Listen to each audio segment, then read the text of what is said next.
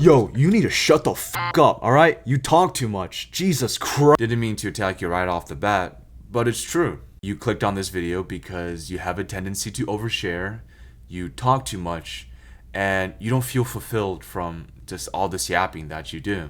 So in today's video, I'm going to teach you about the art of silence and how that will transform both your conversations and just your life overall. A big part of being charismatic is you have to be comfortable and relaxed. You don't have to follow a script. You don't have to constantly think about what to say next because you're just doing you. You're just enjoying this conversation by being present. Your mind and your words, they're locked into just talking to this person. Your mind's not wandering off about, oh, I have to be careful of what I say next. Oh, I have to compliment this person. Oh, I have to say something that makes this person like me. It comes from just being genuine and honest. And in order to relax, the first thing you need is self-awareness. And silence helps with that. When you're silent, you give yourself permission to quickly observe your just body state. Am I feeling very tense right now? Do I feel anxious from talking to this person? Am I saying the things that I would usually say to my close friends? And throughout your conversations, having that silence for even a few seconds gives you permission to ask yourself those questions, to keep yourself in check. And so by having silence and the ability to relax just a few seconds and just check yourself in every few seconds in between dialogue, you make sure you don't overcompensate and you fill in all that empty space with forced and anxious energy that makes a conversation feel forced.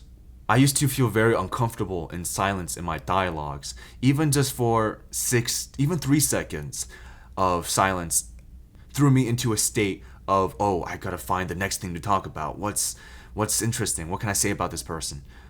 Sometimes you can just sit there and just use that to just check in on yourself instead of forcing that anxious energy onto that conversation that other people can sense. Silence can also help you become a better observer and a good listener. It helps guide the conversation based on the energy that the other person gives you. Giving that few seconds of silence, we are able to gauge how the other person is reacting to the topic at hand. Is this person interested? Is this person bored? Is this person excited or anxious? These are things that we should constantly be aware of so we can guide our conversations or guide our interactions towards a direction towards just better for the both of us. We all had those situations where we were in a conversation with people and they keep rambling about the same niche topic that we're not really interested in. Like, let's just say they're crazy about Marvel Rivals. And we're just sitting there like we're not interested. But because they didn't give themselves the time to just be quiet for like 6 seconds, observe how the other person feels about the topic. And those few seconds of silence has helped me save energy from conversations that aren't worth pursuing.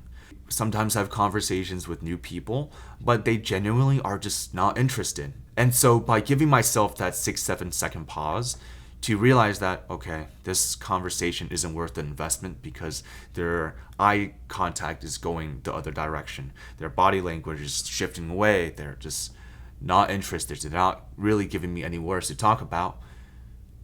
I then am able to give myself permission to just walk away. And finally, silence prevents forced or awkward conversations. Sometimes there's just nothing to say. And that's okay. Speak only if it improves upon the silence. Gandhi said that. We're so uncomfortable with this idea with sitting with silence that in our conversations we get scared and terrified of just even having a few seconds of it.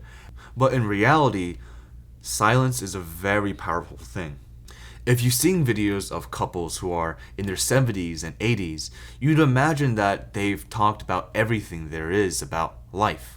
Most of them, you'll see them, they'll just be sitting on the park bench and they can just be looking off into the distance, just into the lake or ocean, and just not have to say anything because they know that they can enjoy each other's presence.